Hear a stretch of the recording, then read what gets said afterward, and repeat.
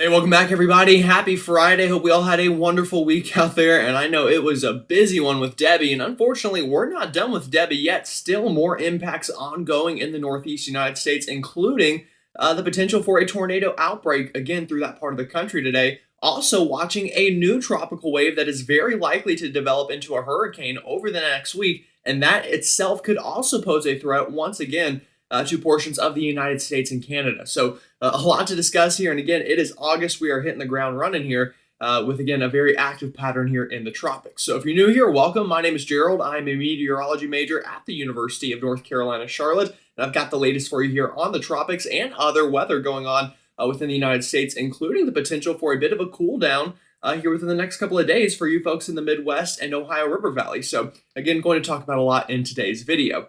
Now, if you're new here, if you haven't already, please subscribe. Also, like the video, hit the bell for latest notifications, and also comment. Let me know where you're watching from here on this Friday. Now, I will also add here at the beginning, I do apologize for not having a video the past 2 days. I was out in the Myrtle Beach area and up into eastern North Carolina chasing, and I was lucky enough to capture a couple of tornadoes. Or when I say capture, I was there for a couple of tornadoes, only really captured about one or two of them.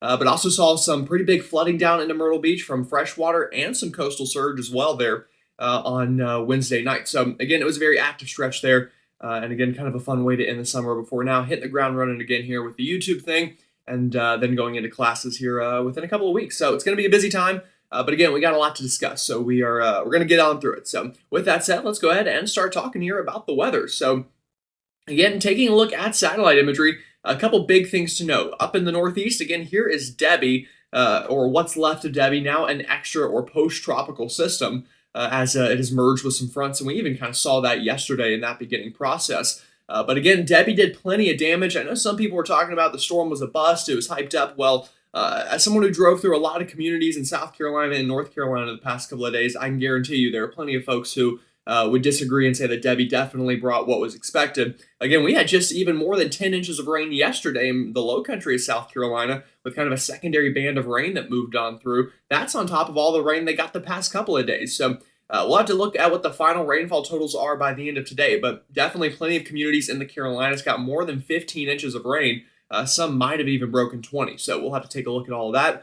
But again, very impactful storm from Florida all the way up the East Coast as was forecasted. Now, moving ahead with the forecast, here we go. Look out here into the tropical Atlantic at the very bottom right of your screen here, a new developing tropical wave. And I'll tell you, this one passes the eye test. It looks healthy. It's moving into a favorable environment and very likely, unfortunately, here to develop into probably a hurricane. I'm going to go ahead and say that that's a likely solution here. Now, the question with that storm is, where does it go? And that's what we're going to be figuring out here over the next couple of days. But the latest from the National Hurricane Center, again, here's Debby kind of off into the mid-Atlantic now, but now have a code orange, as we say in the weather community here, right through the heart of the Caribbean and portions of the Southwest Atlantic through Hispaniola, Cuba, and the Antilles. NHC giving this a 60% chance of developing into a named tropical system by the end of the next 7 days. So now through next Thursday.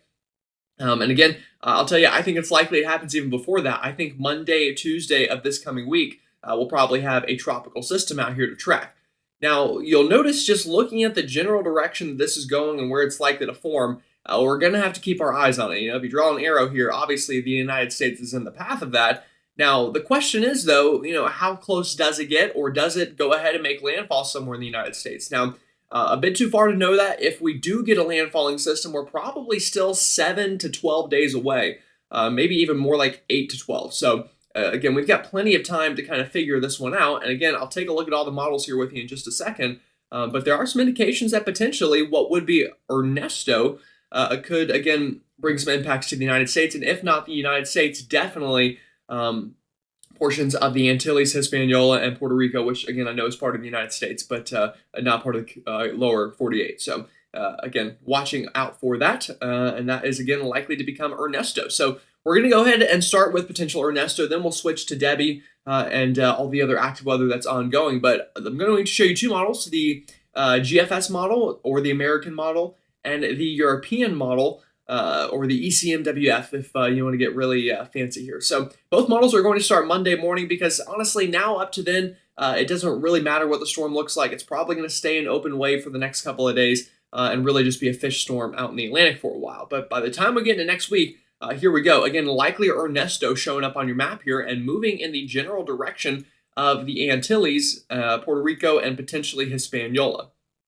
Now, you'll notice already on this map, we've got high pressure here to the north. So, all indications would be that this would, again, move to the south of that high pressure through these islands. And sure enough, that's exactly what the GFS does here. Again, latest run just came out, bringing a strong tropical storm, borderline hurricane into the northern part of the Antilles here, going into Tuesday afternoon. And then eventually it brings it right through Puerto Rico as a hurricane early next Wednesday. So, again, impacts are not far away for some folks, even if it is a little bit away for the continental United States here. And then the GFS continues to strengthen this, shoots it through the gap kind of there north of Hispaniola, and then gets this near the southern Bahamas by next Thursday afternoon, again, as a pretty feisty hurricane here, and continues strengthening it, moving it kind of up the spine of the Bahamas. Now, this gets us into next weekend. So from this point on, we're more than a week out, and I want you to know, I'm going to show this to you just out of a frame of reference, but this is not a forecast. This is going to change. In fact, the GFS had Debby moving back inland into Georgia 24 hours before it ended up moving into North Carolina. So again, just know that these models fluctuate a lot, but the overall steering currents here are relatively simple up to this point. Again, we feel confident this is going to get somewhere into this region here. After that, that's when the forecast gets tricky. But the latest GFS, again, strengthening this storm, and bringing it close to the southeast coastline before pulling that classic northern turn here that we often see here in the Atlantic this time of year, again, moving off the southeast coastline, and then eventually gets this dangerously close to the Outer Banks about 10 days from now. Now, again, from this point on, the forecast is very iffy, but I just want to show this to you so you know we do need to keep an eye on this. This is not a guaranteed fish storm by any means. In fact, the models have trended a little bit closer to land the past couple of days. And if you remember Hurricane Florence or Hurricane Lee, again, it's never over till it's over in the tropics. So again, that's the latest GFS out to 10 days. Again, a strong hurricane near the southeast coastline. Now, I'm also going to zoom it out a little and show you the northeast again, just out of full transparency. But again, no, this is going to change probably by the time we even get this afternoon model run. But I want to show it to you just so you know, again, we're still almost or about 10 days away. So things are going to change, but also there is the potential that this could become an impactful storm. So here we go. Yeah, there we go. This is about 11 or 12 days from now, so very far out there, but a very strong storm riding up the East Coast and then eventually into portions of Atlantic Canada. So, a storm that definitely could become impactful, one we're going to want to watch out for. And the GFS is not the only model showing this. We take a look at the European. Again, this is going into Monday morning. Here we are. Here's that wave beginning to develop into a tropical system near the Antilles on this latest model from the European Forecasting Center here. And then, again, moving through the Antilles, the northern section, much like the GFS going into next Tuesday, although a tad weaker. Still kind of a weak tropical storm, maybe a tropical depression here. But then, again, moving over Puerto Rico, still weaker than the GFS, but then the European slowly catches up strength-wise near the Bahamas here. And again, like I said, 7 days out, the models are pretty similar, tracking this right through this kind of general area and then getting near the Bahamas by, this time next week going into next weekend. So forecast up to that point, we're feeling pretty confident. Again, though, from here on out is when the steering currents are going to get a little bit more tricky. But the European does strengthen this, moves this kind of north between the Bahamas and eventually through, kind of the Bermuda Triangle, if you will, here, about 10 days out. Now, what happens next is when it gets interesting. Again, I'm going to zoom it out here.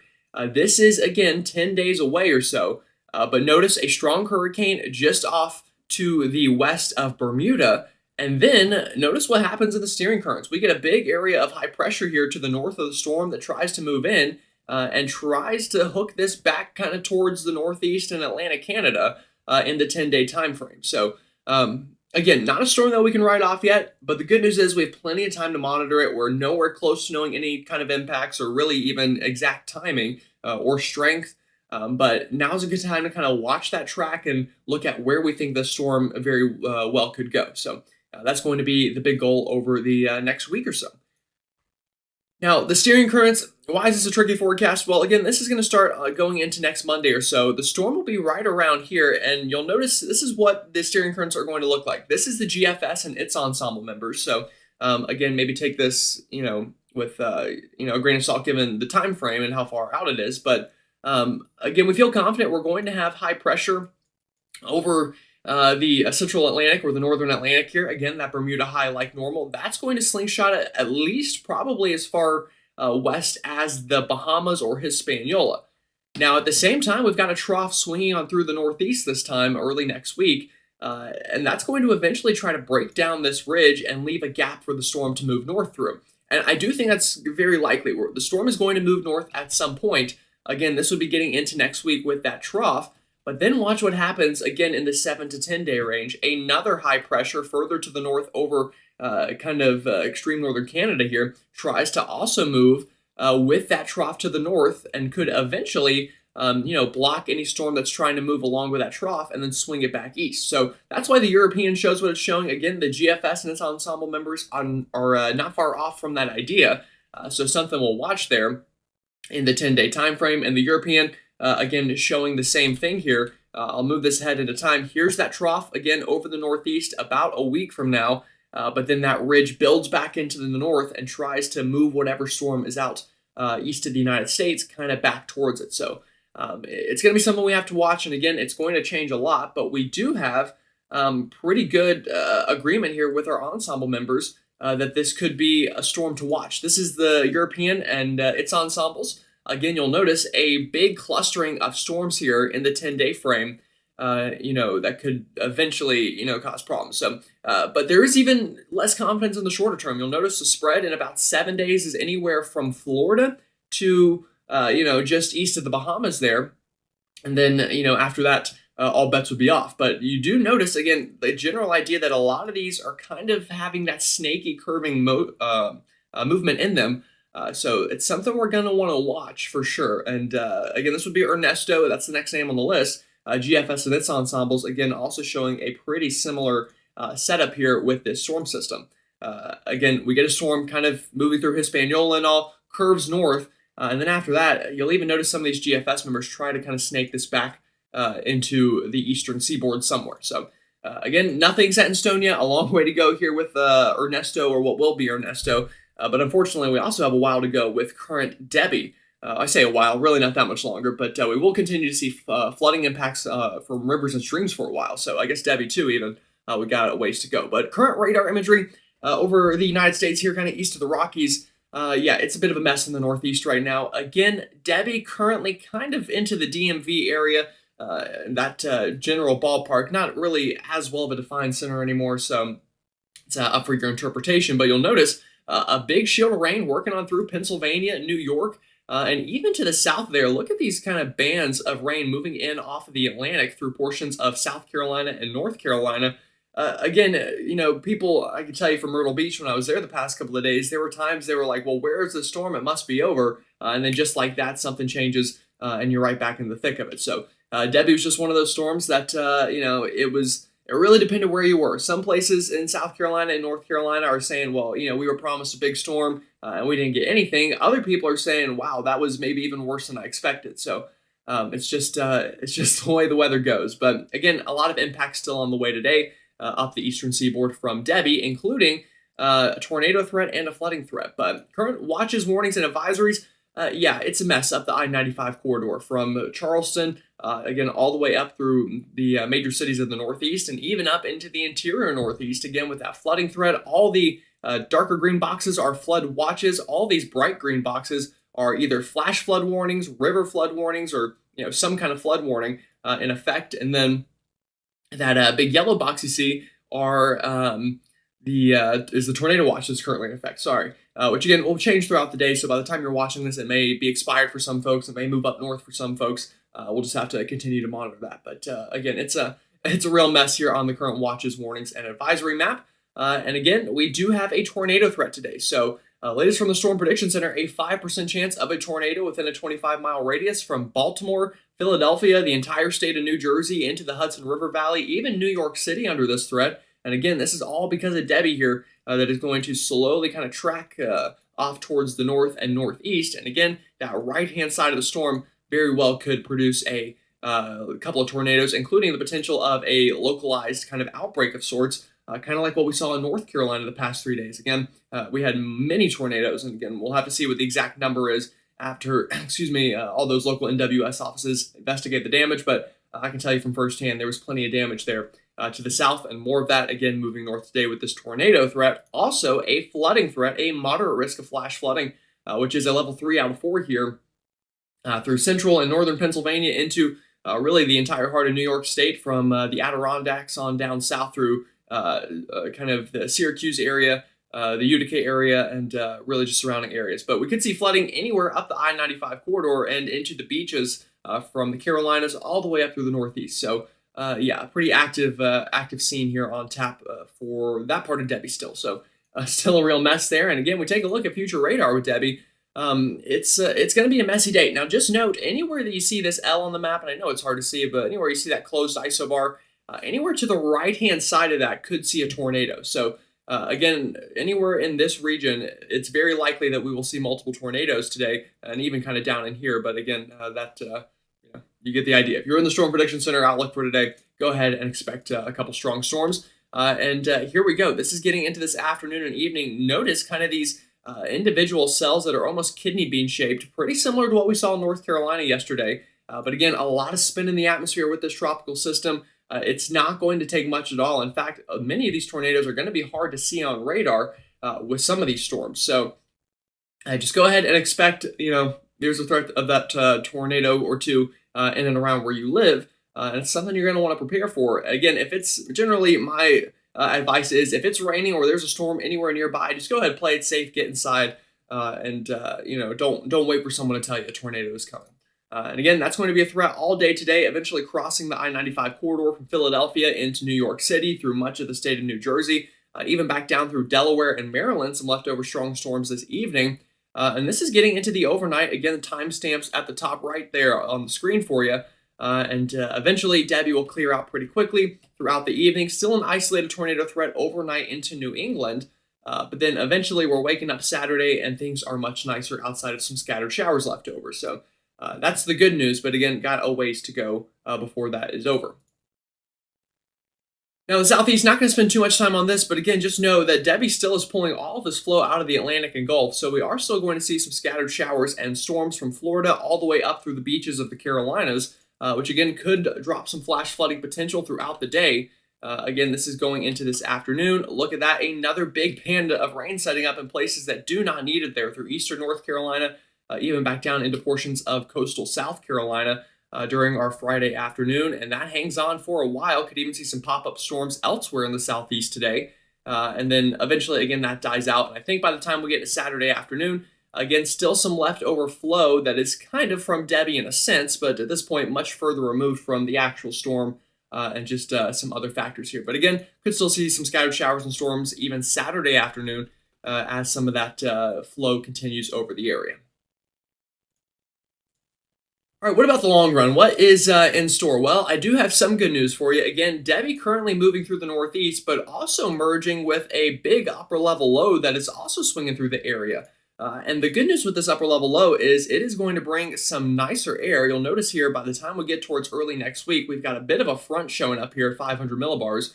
Yeah, sure enough, we are going to see some drier air at the surface with this as we do get some of that stronger flow out of Canada. Excuse me, I just shook the entire table there. Not everyone's going to see that nicer, drier air, but a lot of us will, and it's going to feel great. But other than that, kind of in the future here, it looks like troughing is going to remain a bit of a theme here over the eastern United States. It's going to keep things a little cooler, a little more wet as well. But we will see, areas of ridges kind of building in as well, which will bring up some of those heat values and other more summer-like conditions that we will have to watch out for.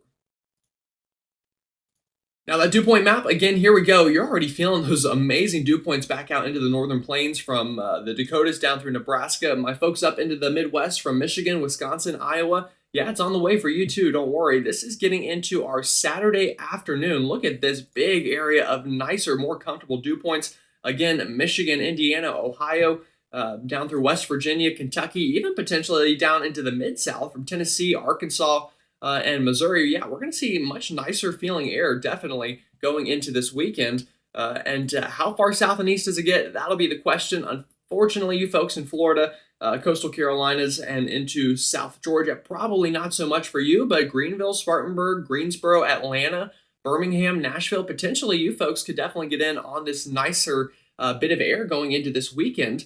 And those muggy conditions, again, getting relaxed some, even into the mid-Atlantic come early next week. Now, unfortunately, after that, things are going to go back to reality, and we're going to see some of those higher dew points return. But it could stay nice for a little bit into the Northeast and the northern mid-Atlantic, again, as we're going to have some troughing continuing on through there to kind of help bring some of that flow out of the north. So, again, definitely some good news here. It's not all bad news with the tropics. And even looking at the 6 to 10 day temperature probability outlook map, again, probability of below average temperatures is higher than not here through the mid-Atlantic and even portions of the Northeast. Now, elsewhere, it's going to be more average to above average, but again, there are going to be places in the country that hold on to some nicer air here through the middle of the month, and that is also going to come with some rainfall chances. Again, no specific place looks extra wet, but some places do look a little more dry down here through Texas, Louisiana, Arkansas, and Oklahoma, which probably isn't a terrible thing, especially for you folks who have gotten so much rain from Beryl and that flooding we had a couple of weeks ago back out that way. So again, we'll be a little bit drier there, but elsewhere it looks average to maybe slightly above average through much of the country here in the rainfall map for the next 6 to 10 days. Again, still fighting off that lack of sleep from the past couple of days, but all right, don't need to show that because we already went over that, and we don't need to show that. I just forgot to get rid of the maps. So, all right, well, again, that is what I got for you here on this Friday afternoon. Again, hopefully you enjoyed the video. Please subscribe if you haven't already. We are trying to get to 10,000 by the end of hurricane season. Like the video and comment. Let me know where you're watching from. With that said, though, have a great rest of your Friday, and I'll see you all next time.